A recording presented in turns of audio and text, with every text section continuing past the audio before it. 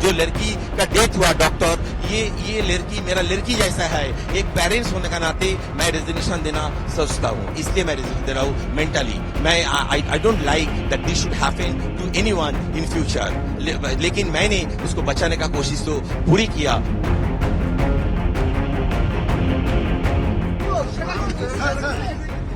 আমি এরকম কিছু বলিনি যে একজন একজন পুলিশ তার দায়িত্ব আছে, পুলিশ করবে। इसका कारण है मेरा बदनामी हो रहा है, सोशल मीडिया में मेरा मुख में कुछ भी बोली जा रहा है। इसके कारण से और ये जो लड़की का डेथ हुआ डॉक्टर, ये लड़की मेरा लड़की जैसा है।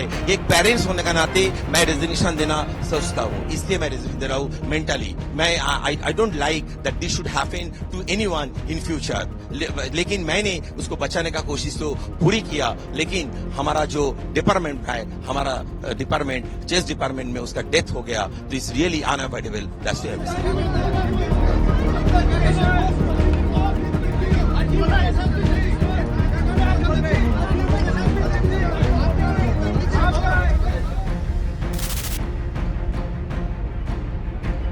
सुप्रीम कोर्ट ने ये साफ साफ कर दिया है कि डॉक्टर्स की सुरक्षा को लेकर किसी भी तरह की कोई भी कोताही बर्दाश्त नहीं की जाएगी और डॉक्टर्स की सुरक्षा सुनिश्चित करना हमारी सबसे बड़ी प्राथमिकता है। इसके अलावा सुप्रीम कोर्ट ने कह दिया है कि जिस तरीके का हमारा पितृसत्तात्मक समाज है, उसमें वैसे ही जो कार्यस्थल हैं वहां पर महिलाओं और पुरुषों को समान अधिकार और सुरक्षा नहीं मिलते हैं। और ऐसे में जब अस्पतालों में डॉक्टर्स को निशाना बनाया जाता है, ऐसे में सबसे ज्यादा नुकसान जो है वो महिला डॉक्टर्स को पेश करना पड़ता है, सामना करना पड़ता है। ऐसे में सुप्रीम कोर्ट ने कहा है कि इस मामले में हम एक नेशनल टास्क फोर्स का गठन कर रहे हैं और इस टास्क फोर्स में 10 सदस्य हैं, जिनमें 10 डॉक्टर्स को जो है वो शामिल किया गया है। देश के टॉप 10 डॉक्टर्स हैं, जिसमें एम्स के भी डॉक्टर्स हैं। और मैं नाम बता दूं आप लोग को ये डॉक्टर्स के, ताकि जो दर्शक हमसे जुड़े हुए समझ सकें। इसमें एडमिरल आरती सरीन है, वो महानिदेशक चिकित्सा सेवा नौसेना है। डॉक्टर डी नागेश्वर रेड्डी हैं। डॉक्टर एम श्रीनिवासन, वो एम्स दिल्ली निदेशक हैं।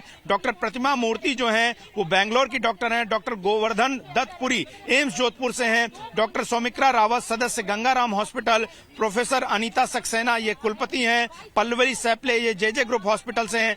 Padma Srivastava chairperson neurology. तो ये बड़े जो डॉक्टर्स हैं, इनकी टीम को गठित किया गया है और इनका मकसद होगा कि कैसे अस्पतालों में डॉक्टर्स की सुरक्षा सुनिश्चित हो। सुप्रीम कोर्ट ने अपने आदेश में यह भी कह दिया है कि महिला और पुरुष डॉक्टर्स के लिए अलग अलग रेस्ट रूम होगा, अलग अलग चेंजिंग रूम होगा। इसके अलावा जो डॉक्टर्स रात में ड्यूटी करेंगे, उनके लिए रात 10 से सुबह 6 बजे तक ट्रांसपोर्टेशन की फैसिलिटी उपलब्ध कराई जाएगी।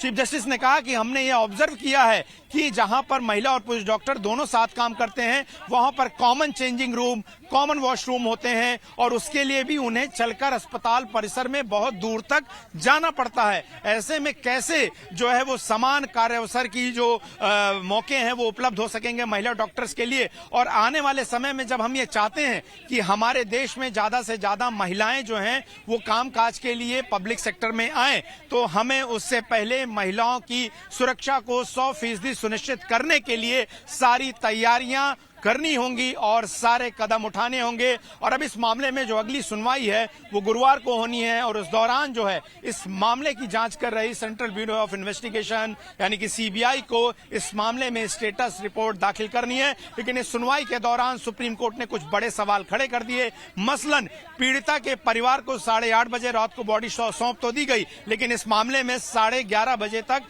एफआईआर की गई। सुप्रीम कोर्ट ने पूछा कि आखिर मेडिकल कॉलेज के प्रिंसिपल, वाइस प्रिंसिपल की तरफ से इस मामले में एफआईआर करने में देरी क्यों की गई? इस मामले को शुरुआत में सुसाइड कैसे बताया जाता रहा? सवाल ये कि हजारों की संख्या में उपद्रवियों की भीड़ अस्पताल के अंदर कैसे दाखिल हुई? सुप्रीम कोर्ट ने यह भी कहा कि इस मामले में एविडेंस का डिस्ट्रक्शन हुआ है और कैसे वहां पर भीड़ पहुंची। सुप्रीम कोर्ट ने यह तक भी नसीहत दे दी कि पश्चिम बंगाल सरकार अपनी शक्तियों का दुरुपयोग शांतिपूर्ण प्रदर्शनकारियों पर न करके बल्कि वो जांच को सही दिशा में ले जाने, डॉक्टर्स को सुरक्षा देने और इस मामले के आरोपियों को सजा दिलाने में करे, न कि इस मामले में लोकतांत्रिक आवाज उठाने वाले डॉक्टर्स के खिलाफ, भीड़ के खिलाफ। और हमने देखा आज से लेकर पिछले कई दिनों की तस्वीरों पर मेडिकल कॉलेज के आसपास जो प्रदर्शनकारी जो शांतिपूर्ण तरीके से इस मामले में न्याय की मांग कर रहे थे, उन पर किसी न किसी तरह की पुलिसिया कार्रवाई हुई है और इस मामले में उपद्रवियों की भीड़,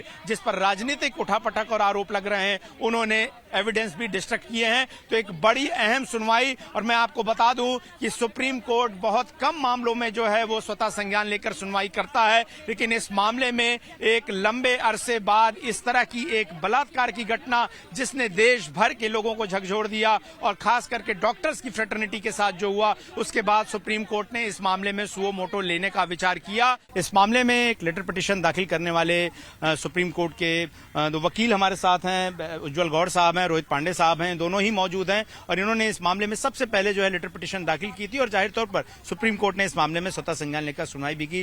रोहित साहब ये बताएं कि इस तरह की सुनवाई हुई, उसने कहीं ना कहीं कलई खोल कर रख दी जो लीपापोती की कोशिश पश्चिम बंगाल पुलिस के द्वारा लगातार इस मामले में हो रही थी। देखिए, डॉक्टर्स के लिए एक राहत भरा दिन है, इसलिए कह सकते हैं कि एक बहुत बड़ा फैसला कह सकते हैं सुप्रीम कोर्ट का। कोर्ट ने ये दिखा दिया कि हम उन्होंने एक मॉनिटरिंग कैसे की जानी चाहिए वो आज दिखाया कि वो मॉनिटर कैसे करना है ऐसे मामले में जो बहुत ही घिनौने अपराध हैं। तो इसको घिनौने अपराध के तौर पे लेकर के उन्होंने एक सीरियसली इसको टेकअप किया और ये कहा कि अब ऐसे मामले को इन्होंने खुद देखिए, स्पेशली ऑटोप्सी से लेकर के पीएम रिपोर्ट से लेकर के हर चीज अपने तरीके, जैसे होता है कि आप कह सकते हैं कि एक ट्रायल जैसे किया जाता है, उस तरीके से सुप्रीम कोर्ट ऑफ इंडिया के चीफ जस्टिस ऑफ इंडिया ने किया और ये एक प्रूफ किया, एक मिसाल भी कायम कहने की बात कह सकते हैं आप कि कोर्ट ने ये चिंता व्यक्त की कि स्टेट गवर्नमेंट का क्या कंडक्ट था, कोर्ट ने चिंता व्यक्त की कि कोलकाता पुलिस का कंडक्ट क्या था, उसको लेकर के बहुत ज्यादा गंभीर थी कोर्ट। और कोर्ट ने ये पाया कि कोलकाता पुलिस का कंडक्ट ठीक नहीं था, कोर्ट ने यह पाया कि स्टेट ऑफ बंगाल का कंडक्ट ठीक नहीं था। उसको मद्देनजर देखते हुए कोर्ट ने यह कह दिया कि सीआईएसएफ को एक डिप्यूट कर दिया, कह दिया कि जो भी प्रोटेक्शन होगा वो उस कॉलेज का, उस मेडिकल कॉलेज का, हॉस्पिटल का और वहाँ के डॉक्टर्स का, इंटर्न्स का, नर्सेस का, वो सीआईएसएफ करेगी। दूसरी बहुत बड़ी बात उन्होंने ये करी है कि एक नेशनल टास्क फोर्स बनाई है जिसमें ये कहा है कि ऐसे डॉक्टर्स के लिए, ऐसे लोगों के लिए जो हमारे लिए 36 घंटे काम करते हैं, हमें बचाते हैं एक भगवान के रूप के तौर पर, कि उनको कैसे बचाया जाए, कैसे उनके साथ जो आज हॉस्पिटल के अंदर रेप और मर्डर हो रहे हैं, ब्रूटल मर्डर हो रहे हैं, कैसे उसको बचाया जाए, उनके लिए जो उनके लिए मोडालिटीज कैसे बनाई जाए, उनके लिए कैसे कैसे मेजर्स उसके लिए बनाने हैं, वो सब करने की बात कोर्ट ने कही। एक नेशनल टास्क फोर्स बनाया जिसमें 10 डॉक्टर, सीनियर डॉक्टर्स की एक कमेटी बनाई जिसमें कहा कि आप एक गाइडलाइन बनाइए, आप एक रिपोर्ट सबमिट करिए सुप्रीम कोर्ट में। आज एक बहुत बड़ा दिन उसके लिए था कि अब क्या क्या बेसिक फैसिलिटी होनी चाहिए एक हॉस्पिटल की, क्या क्या बेसिक रिक्वायरमेंट, क्या सुविधाएं दी जा सकती हैं डॉक्टर्स को, वहाँ के लोगों को जो सर्विस दे रहे हैं, उन लोगों के लिए, उन लोगों को जो पेशेंट है वहाँ पे। तो तमाम ऐसी बातें कोर्ट ने कही हैं, उनके लिए बहुत बड़ा दिन था, बहुत राहत भरा दिन था। और ये भी कहा है, और दूसरा एक कहा है कि जो एक आइडेंटिटी की बात की कि उस विक्टिम की आइडेंटिटी आपको रिवील नहीं करनी है, दिखानी नहीं है। वहाँ भी उन्होंने कहा कि बहुत सारे ऐसे सोशल मीडिया में देखने को मिल रहा है कि उसके बारे में पता चल रहा है, उसकी वीडियो और उसकी फोटोज सर्कुलेट हो रहे हैं। उसके लिए उन्होंने चिंता व्यक्त की कि ऐसे मामले कई बार पहले भी आए हैं, जिसके लिए इसके पहले जजमेंट भी कई आया है कि ऐसे मामले जो रेप के केसेस में विक्टिम की आइडेंटिटी जो है छुपा के रखनी चाहिए। ठीक है, उज्जवल गौड़ साहब भी हमारे साथ। उज्जवल जी बताइए कि सुप्रीम कोर्ट ने ये कहा कि खास करके हमारा जो पैट्रियार्कल सोसाइटी है वहां पर महिलाओं के लिए वैसे ही काम करना मुश्किल है। ऐसे में महिलाएं काम करने के लिए ज्यादा से ज्यादा आएं, खास करके अस्पताल में, उन्हें हमें सुरक्षा उनकी सुनिश्चित करनी चाहिए। महिला डॉक्टर्स की सुरक्षा को लेकर ये सुनवाई कितनी अहम है? देखिए, आप ये समझिए कि अब ये मुद्दा केवल कोलकाता रेप केस का नहीं रह गया है। ये सुओ मोटो कॉग्निजेंस लेने के बाद ये पैन इंडिया लेवल का मुद्दा बन गया है और ये सभी डॉक्टर्स के हित की बात है। जो डॉक्टर्स कई वर्षों से मांग कर रहे हैं कि उनको डॉक्टर प्रोटेक्शन एक्ट चाहिए, उनके साथ बदसलूकी होती है, उनके साथ बदतमीजी होती है, तो ये मुद्दा अब उस लेवल तक पहुंच गया है कि डॉक्टर प्रोटेक्शन एक्ट का ये एक रास्ता बन गया है जो ये सुओ मोटो कॉग्निजेंस के जरिए रहा।